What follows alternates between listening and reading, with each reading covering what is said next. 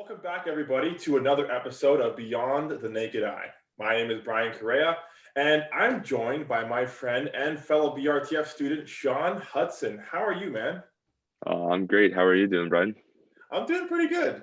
We mentioned this off camera a couple seconds ago, actually, but this is the first time I've done a podcast in a couple weeks, so I feel like a little rusty. I don't know. Like Yeah. I was like really grinding for a solid 2 weeks. So like it hmm just started coming naturally, but now that we're actually like doing it once again after a bit of a layoff, it kind of feels a little strange, but we'll get through it. We'll get through it. Yeah, we're back. It's all Yeah, good. we're back. We're back. Okay, so the main reason I wanted to have you on my podcast is because I was curious about your fundraiser with the PMCF. Could you tell me a bit about it and why you chose it? Yeah, for sure. So basically, a long time ago, I was actually diagnosed with a disease, and it has been something that has directly affected my life for close to 7 years now. And since that day, I had kind of made a promise to give back to the hospital that, for lack of better words, saved my life. So I think I've always had a bit of a mindset that I wanted to kind of give back to those incredible doctors and researchers that work so incredibly hard to save lives. And I've done a few fundraisers in the past. This isn't the first time I've raised funds for cancer. Back in 2014, I think it was, there was a event from the PMCF called the No Hair Selfie, which is where you would go and you would shave your head. And that year I raised $1,300 for cancer research efforts. And I think just every once in a while, one every year or 2 years or so, I like to try to do a little something just to give back if it's convenient. Obviously, this year everything's online, and Mhm. um, can't really host any big events at No. school or do anything like that. So Mhm. shaving the head and during some of the coldest months of the year is hilarious to Yeah. some people. So Yeah. it was really easy to make that decision. So would you say that, I mean, obviously we don't have to go into specifics as to like what disease or what health problems you've had, but would it be fair to say that through having those issues, it inspired you to like do fundraisers? Oh, 100%. Yeah. I think I've just been through the ringer a few times, and I've been in those hospitals, and I've just seen things that I'm just like, that sucks. So I think it it just, I don't know, I think it inspires me to want to give back to those people who, I have talks with doctors sometimes, and they say, for some diseases that are just, so unknown, unresearched, and they'd love to put more money into it and to get answers for kids who, like I was in a very poor condition in the hospital. So I think the idea of giving money directly to try to support those kids and get them back on their feet is really important to me. It is really important. I think that's awesome, dude. I Um, appreciate that. so the fundraiser, it was only for the month of February, right? Yeah, so I actually opened up the fundraiser late January, about a week before February, because I was prepping up the page and getting everything set up, graphics made, and I actually started the campaign from February 1st to the 28th. So the campaign month was February, but the fundraiser is actually still open right now until the PMCF decides to pull that money and put it where they feel it's best needed. Oh, okay, great, great. So you obviously reached your goal. You blew your goal out the water, which I think is fucking awesome, right? Thank you. Do you know what that money will go towards specifically? I don't exactly get to make that decision unless I specify it. So Mhm. I could have, at the very beginning of the month, I could have chosen. I specifically want this to go towards, brain cancer or breast. But I had decided to leave, and this speaks for any fundraiser that I've done before, or any fundraising efforts. I always leave it up to the professionals to kind of make the decision on where they think it's best needed. That's fair. I could specific like it'd be a little bit more personal, if I had someone who was affected by brain cancer. But Hmm. I think for me, it's always about getting the actual funds themselves and then giving it to them, and they can say, well, we really need to put money into this type of research, like stem cell or something like that, so they I always give it to them and just let them pick where they think it's best needed. Yeah, I think that's awesome though. I think leaving it to the professionals, I think is the right call. I think that's the right call. Yeah. So where do you go from here in terms of the fundraiser? Like, do you see yourself doing another one anytime soon, or? Yeah, I 100% do. I don't, I like to give it a little bit of spacing between when I decide to do a fundraiser and when I don't, because although I have a lot of really strong people in my life and a lot of really generous supporters, good classmates, and all that, I think there's something to be said about, just take a break, because those people are probably going to be the same people who are going to try to support you and donate you on the next one. And I also sometimes like to pick a new issue to cover. So I did one for my own personal disease when I was in high school, through a food system that we raised about $1,000 for blood related diseases.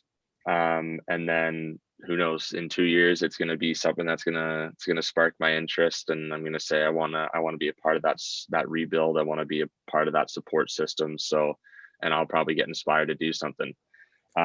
Hopefully, in that time we can get back to a little bit of a normal, and maybe I can do something in person and have a little bit more of an event style, which is something I've always dreamed of. So That's great. One thing I like that I find so fascinating about like fundraising, the whole concept of it, is like at face value, it seems so noble. Like if you were to raise so much money for a great cause, it's like you're just seen as like an awesome person. But so one thing that I've never been able to like wrap my head around is why don't more people do it? Is there a big challenge when it comes to fundraising that like not a lot of people know about? Um, I think it obviously depends on what type of fundraiser you're doing, but I've encountered a few issues, things that I'm not exactly talented in when organizing fundraisers. So, um, for the one that I did in high school, it was incredibly hard to keep track of budgeting. Uh, Contacting a bunch of local food establishments that want to support your fundraiser. They want to give you discounts on food, and someone has to be in charge of organizing all that information and money, right? Um, I've been really good at, kind of PR work, so I have no issue talking to people on a large scale and displaying that information. I do graphic design, so I can make Instagram posts and all that. But like the challenge is, I think some people they just don't understand, like, before they do it, how much planning has to go into it, especially if you're doing an in-person event.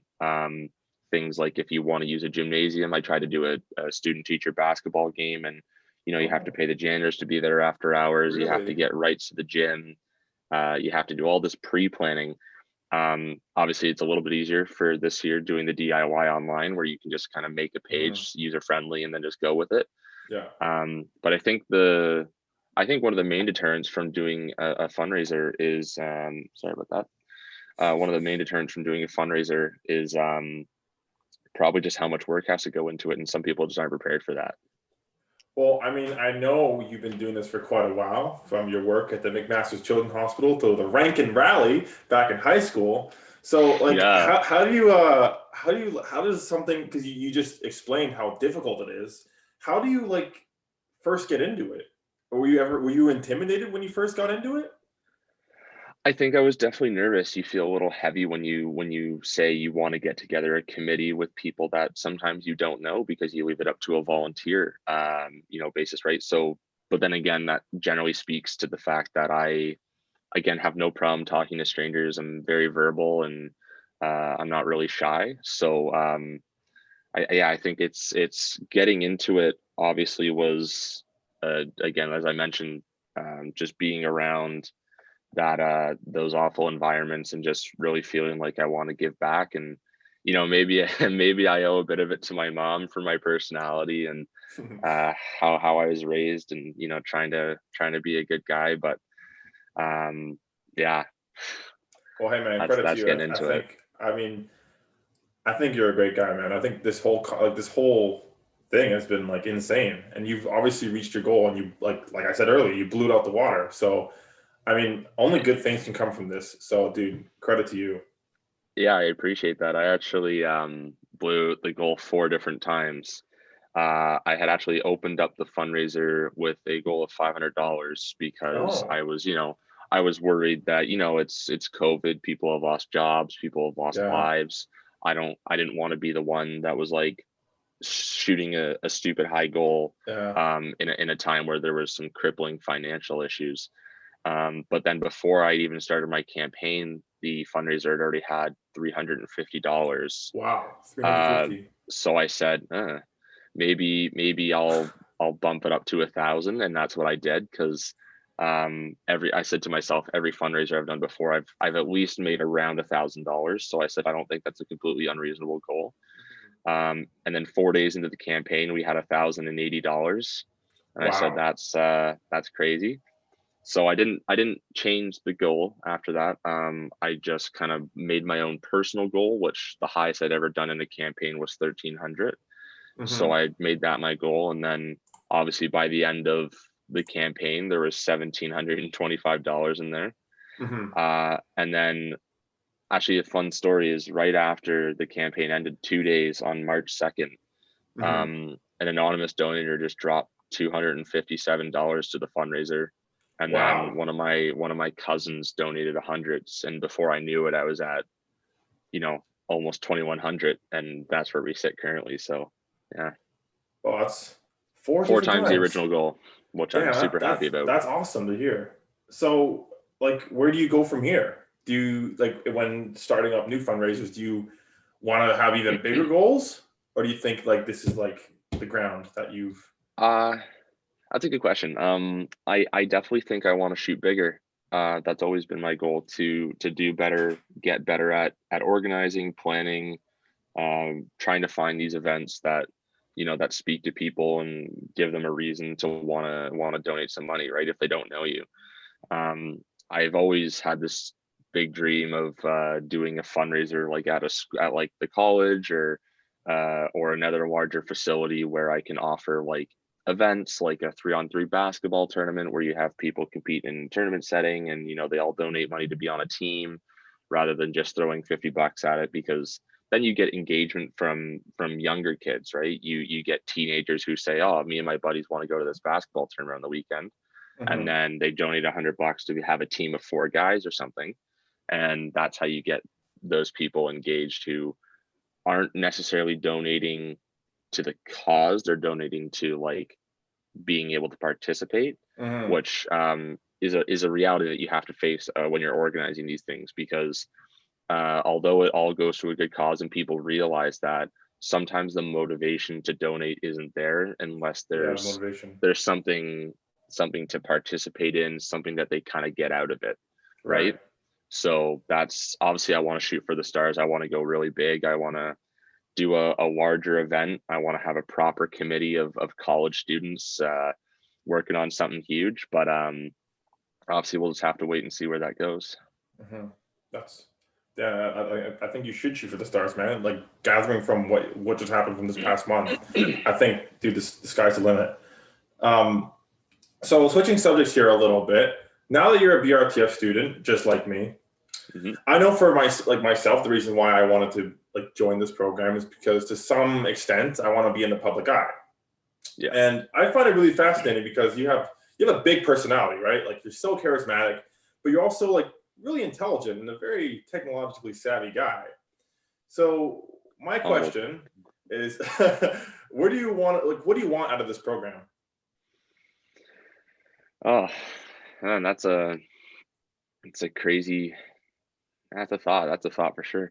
Um, I I definitely just want to refine my technological skills.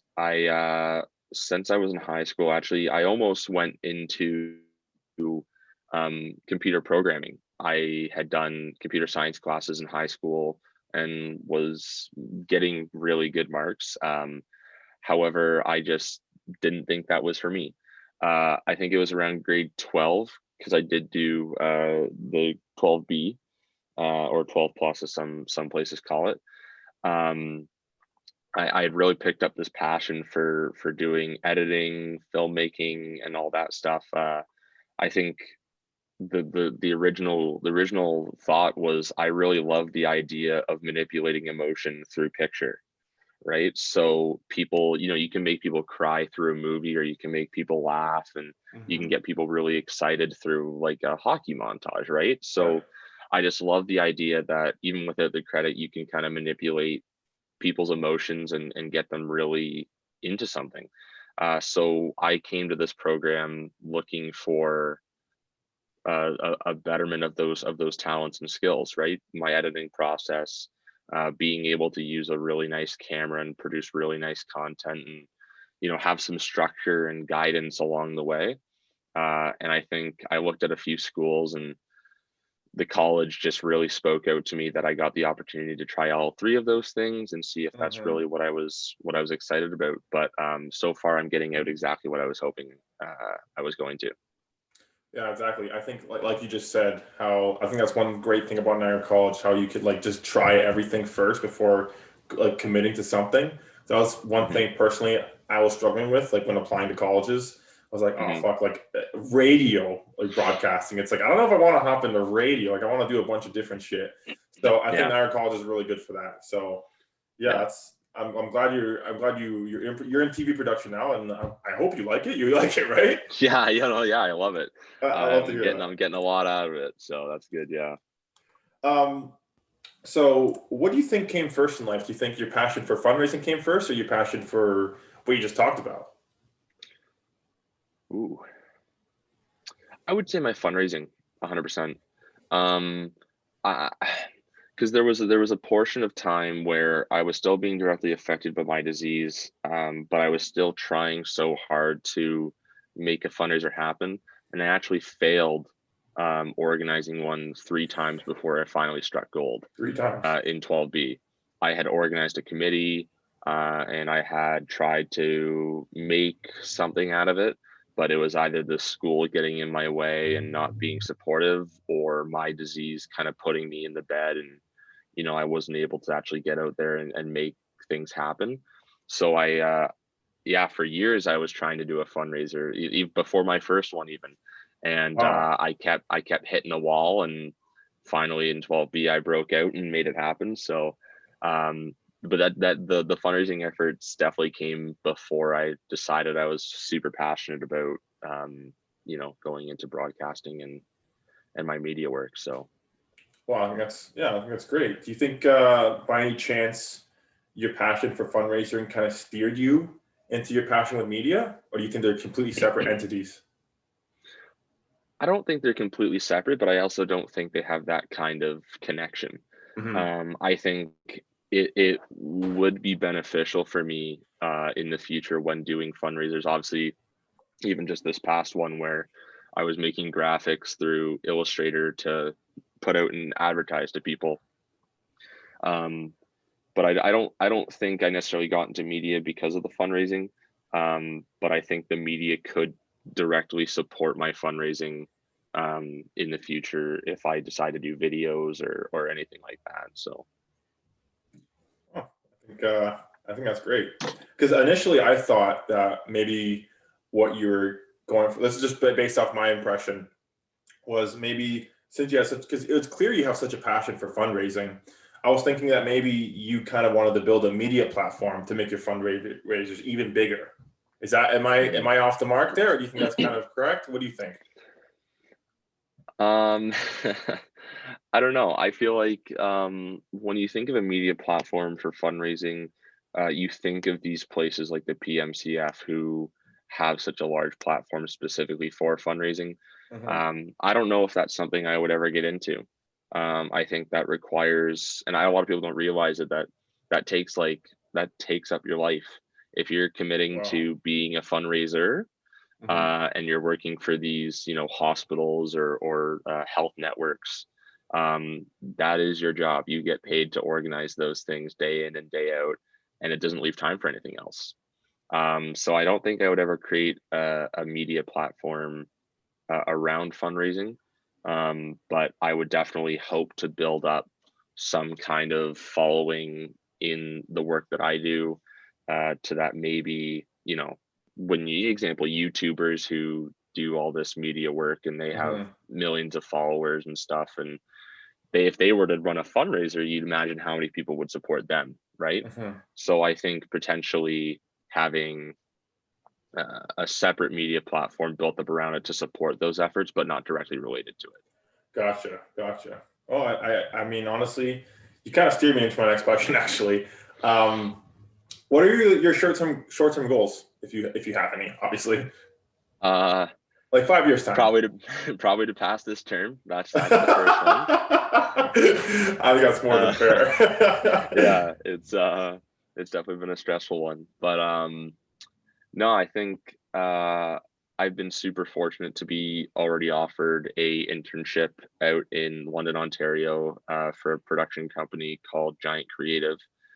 And I think my number one goal at the moment is to develop my skills and to have the opportunity to work anywhere that I get offered an internship, just to grow my skills and my love for the work, and to get a real taste of what it means to be working in the industry. So and the reason that's my short term goal is because that's right around the corner. Year Yeah. three is when we get thrown into it. So Hmm. um, I think my short term goal is to get involved more, and to find my way into an internship. Damn, I think that's super impressive. You already got an internship. I'm kind of jealous, man. Like, shit, that's awesome. When did this come about? Actually, the summer after first year, Wow. I had played hockey a lot throughout my life, and I had made a lot of connections through the sport.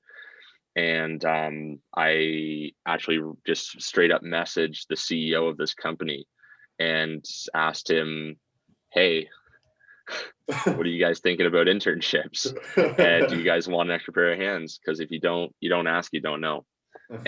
And they basically offered me. They asked me obviously to send them some work that I've done, so I sent them some of my edits, videos, and photos and all that. So I'd scored myself an interview, and he claimed that it was more of just a meet and greet rather than an interview. Mhm. And he said, if you wanna come down and work, you're more than welcome to do that. And I said, that's crazy. So thank you. Damn. Um, but yeah, it was really nice because they kind of wanted me to model how I wanted it to go. Mhm. So it would be kind of, if I wanted to go down and work on sports projects, I'd be allowed to participate in those. If I was more interested in the advertising for like the YMCA and stuff like that, I'd be more than allowed to be a part of that too. So it was a crazy offer. But I think maybe I got too eager and did it a touch early, but they claimed they're more than happy to wait. So That's great, man. I'm looking forward to that. So, like, is that your plan for third year? Um, I think that's where my plan currently lies. Mhm. If something came up and I was more drawn to it, I'd probably head in that direction. But as of right now, I really like the idea of the work they do, and where they're located, and I think that's the current plan. So we'll see how that plays out. Damn, man. That's like, fuck, I'm speechless right now. I'm so jealous. Damn, you already have like your shit figured out. I wish I was in your position. God damn. Well, I guess, yeah. I guess you gotta just reach out. Did you reach out to them specifically, or did you reach out to a lot of people? Just them, actually. It was I follow all of the Ontario Hockey League pages on Instagram, Mhm. and the Oshawa Generals had released this video where a player had fire coming off his gloves, and I thought that was crazy how they did that. Mhm. So I wanted to know more. Who made it? What do they do? Just so I can get kind of a better understanding if I ever tried that kind of stuff. Mhm. And I kind of went on and I did a little research of who does the media work for the Oshawa Generals, and I found this company. So I visited their website, and right at the very bottom, it said the best way to get experience is to dive right in. And I said, all right, you said All it. right. So I All emailed the right, bet. CEO right then and there. That's awesome. Is it true you played in uh, the OHL yourself?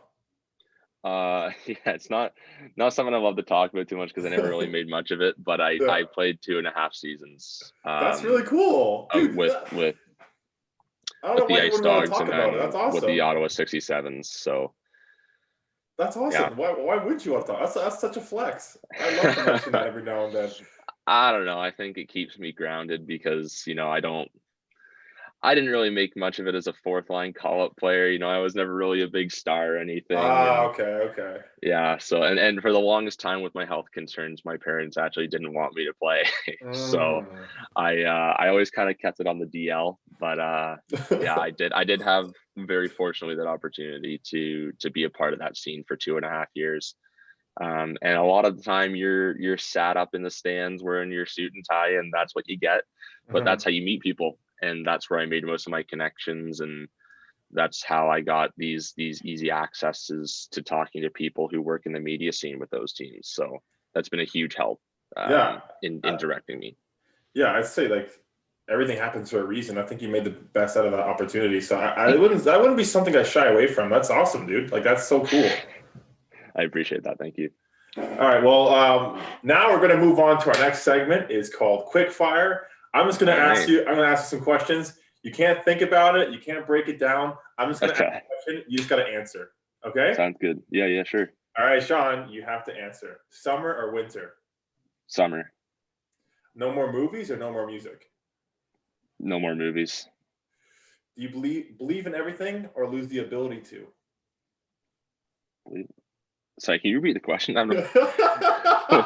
Well, that's so philosophical. That struck me really hard there. Believe in everything or fail to believe in everything? Is Yeah, that like, or lose the ability to believe in everything. oh, okay? Lose the ability to believe in everything. I love how you sat back. It's like, huh. I can't. I know you told me not to think about it, but there's no way I'm gonna let myself be gullible. No way. All right, moving on. Graphic design or photography? Graphic design. Dallas Stars or Ice Dogs? Fuck. Probably the Ice Dogs. Travel to the past or travel to the future? To the future. Cats or dogs? Dogs. Stay in one city for the rest of your life or move from city to city every Move from year? the city Oh, every wow. year. Okay. That was fast. Finish the question. Texting or calling? Calling. I hate texting. Malmo or Grimsby? What? Sorry, which place? Malmo, Sweden. Come Oh, on. Come on. hey, how'd you know about that one, You bro? got the flag in the background. Come on. I'm gonna give it to Grimsby. Man, you really did some digging, didn't you? Eh? You got it. You got it. All right. Thank you, Sean, so much for taking Yeah. some time to talk to me. As No part worries. of my last segment of my podcast, I want to give you the chance to plug whatever you want. The stage is yours. Plug? Okay. I don't have a lot going on in my life, but I do have an Instagram page. It's called Over the Counter Media. It's basically just a portfolio of where I do graphic design, photography, video creation. Any media work that I do is on that page. It's not necessarily like a big popular thing, still under 100 followers, but I leave it up there as kind of like a segue to if you ever want work done and you're looking for a guy to do it for a little bit of cheddar, I'm your guy. So if you like anything you see, don't be afraid to go check it out and give it a follow. But otherwise, yeah, that's all I got plugged. So All right. Perfect. Thank you so much, man. And once again for being on the podcast. I think we had a great talk. yeah, no worries. Thanks for having me, eh? All right. That's been another episode of Beyond the Naked Eye. I'm Brian Correa. Please like and subscribe, and we'll see you next time.